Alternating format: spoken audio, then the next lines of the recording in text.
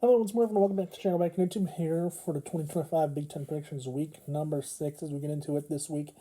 After going 4-2 last week, the record improves, but not only by 4 games and 2 incorrect picks last week. But as we get into week 6, 7 games on the schedule. We'll see how I do. Last week in the 6 games, I went 50-50, picked 3 home teams, 3 road teams. Even though I went 4-2, it didn't work out for a few of the teams. But as we get into it, let's get started week 6 right now. Starting out on Saturday morning with the first one, Illinois going to Purdue. Illinois coming off a big win against USC, 34-32. They won on the last second field goal for Illinois last week against USC. I predicted USC would win. Surprising, Illinois took the win and won it. So Illinois gave the USC their first loss of the year, and Illinois comes into this one. They're looking like they're playing okay.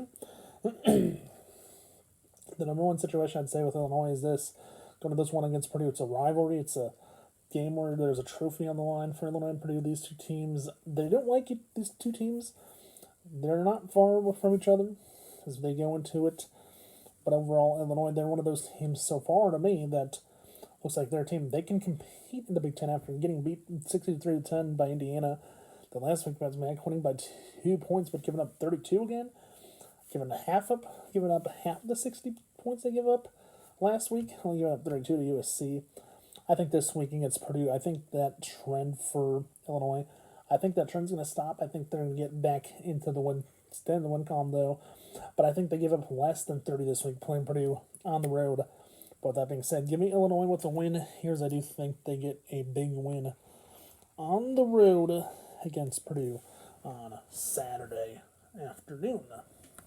Going on to our next one, we have Michigan, Ann Arbor, Michigan. The Wolverines coming off a bye week after losing to Nebraska a few weeks ago, as their head coach Sherman Moore returns. In Wisconsin, to Luke Fickell, the Badgers coming into this one. Wisconsin looking at the matchup overall. Looking at the matchup here for Wisconsin and Michigan. Wisconsin, though, they're one of those teams this year under head coach Luke Fickell. They've had some issues this year. They lost to Maryland a few weeks ago at home. A game they should have won. They lost by a lot. And then Michigan, they're coming off of a game where they lost to Nebraska by 2 points on the road. For these two teams, Michigan, a team that has a team where they beat Nebraska by 2 points at least, and lost them. For Michigan, their biggest loss of the year is to Oklahoma. For Wisconsin, they come out with 2 losses. This is one of those teams for Wisconsin. They haven't been Wisconsin-like football the last few seasons, and going into here number 2 for Luke Fickell, the head coach. The question is, when does it turn around? How does it turn around? For them, I think this is going to be the toughest game having to go on the road. Wisconsin. For Michigan, I think Michigan stays in the win column, gets their second win in a row after beating Nebraska a few weeks ago, coming off a bye week. I think Michigan comes into this one and plays better, and I think Wisconsin, this game could turn out to be whichever team makes the least mistakes. And for me, that one, it's Michigan, because Wisconsin, they're one of those teams, they make a little too many mistakes, and I think that's going to hurt them in this one this week in Ann Arbor, which it usually does hurt a team. So give me Michigan here with a win on Saturday against the Badgers.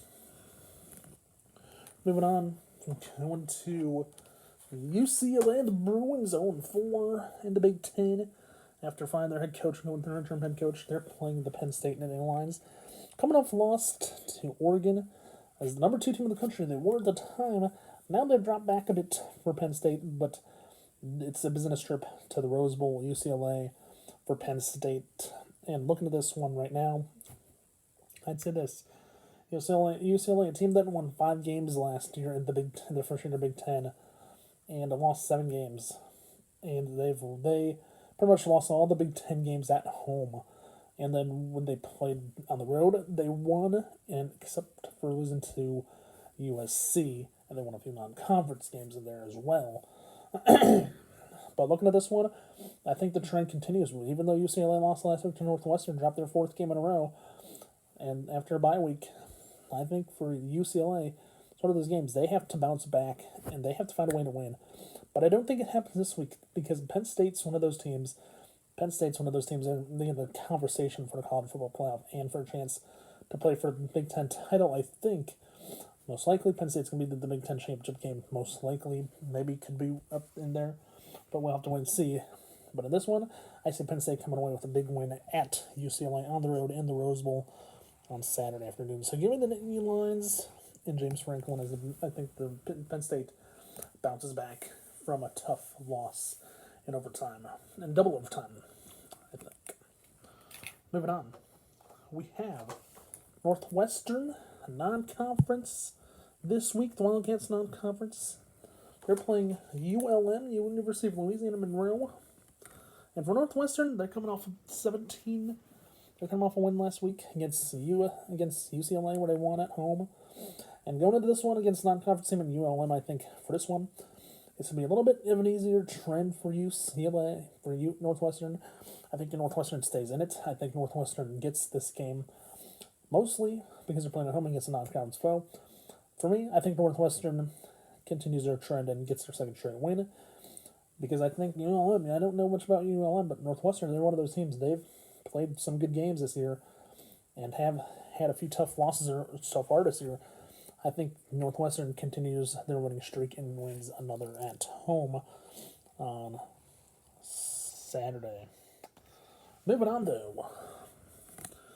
we have the Washington Huskies. They're going against Maryland. Maryland, one of those surprise Big Ten teams. Maryland, one of those surprise Big Ten teams, unbeaten still. Washington also in the trending. They're coming off a loss though to Ohio State, losing 24-6 at home.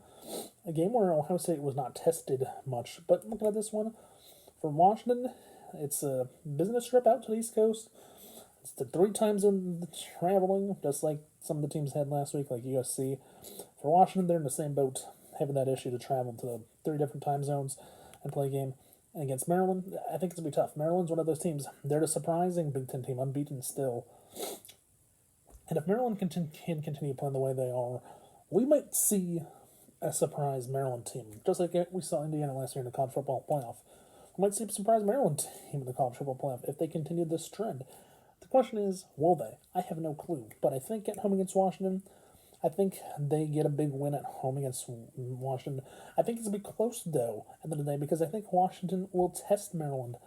Even though they're traveling to 3 different time zones, the Eastern time zone, I think Maryland tests Washington, and both teams test each other in this one.